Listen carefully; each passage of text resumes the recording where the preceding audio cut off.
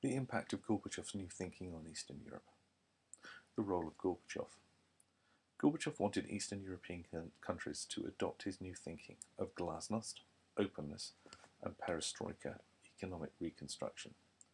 Gorbachev also withdrew Soviet troops from Eastern European countries to save money and also said the Soviet Union would no longer favor trade with communist countries over capitalist countries. Gorbachev also rejected the Brezhnev Doctrine and said that the Warsaw Pact countries could make changes without expecting interference from the Soviet Union. This was a massive change from the Soviet Union, as we have studied, which had previously brutally suppressed uprisings in Hungary and Czechoslovakia. Eastern Europe. It was never really Gorbachev's intention to encourage Eastern European states to become independent, but once the process began, he was unable to stop it. In retrospect, it is clear to see that Gorbachev's new thinking of glasnost and perestroika, along with his rejection of the Brezhnev Doctrine, clearly encouraged Eastern European countries to begin moves towards independence. The Sinatra Doctrine. The Soviet Union's policy towards Eastern European countries became known as the Sinatra Doctrine after the famous singer Frank Sinatra. Sinatra's song My Way was the inspiration for this idea, and the Sinatra Doctrine essentially said that each country could decide on which road they wanted to take and do it their own way. What then happened in East Germany? In October 1989, Gorbachev visited East Germany and told the East German government that he would not interfere in any demonstrations against communism or use Soviet troops to put down the demonstrations. On the 23rd of October 1989, 300,000 people protested in the East German city of Leipzig. On the 4th of November 1989, over 1 million people protested in East Berlin, and these were some of the largest demonstrations ever seen in East Germany. The East German government relaxed its travel restrictions and East Germans began to dismantle the Berlin Wall. The East German leader Erich Honecker resigned. On 9th of November 1989, the Berlin Wall was opened, and in 1990 Germany was reunified, and in 1991 Germany joined NATO.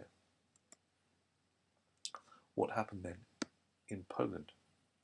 In 1988 there were strikes throughout the country. They were led by the Polish trade union movement known as Solidarity. Solidarity had been formed in 1980 and was banned by the communist government in 1981 because of the strikes they brought about. In 1989, the trade union movement Solidarity won historic elections. Tadeusz Mazowiecki became the first non-communist prime minister in Eastern Europe.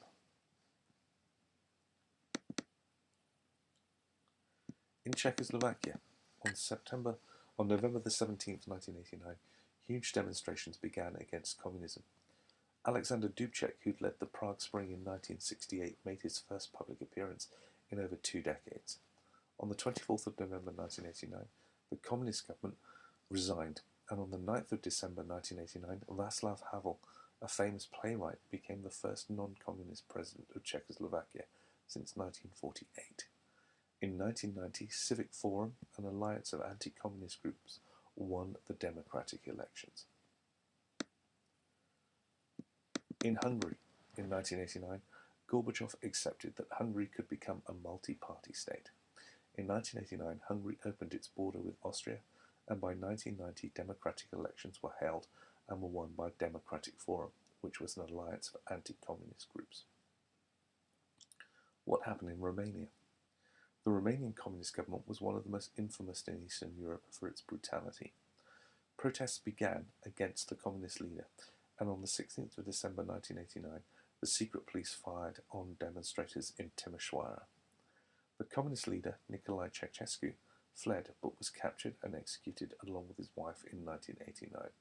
The Romanian army joined the uprising and fought with the Romanian secret police. In 1990, democratic elections were held and won by the National Salvation Front, which contained many ex-communists. What happened in Bulgaria? In Bulgaria, protests led to the removal of Todor Zhukov, the longtime leader of the Bulgarian Communist Party, and his replacement with reformed communist Petar Miladinov. The new government quickly announced that the government would hold free elections in 1990. In 1990, democratic elections were held by the renamed Communist Party. The legacy.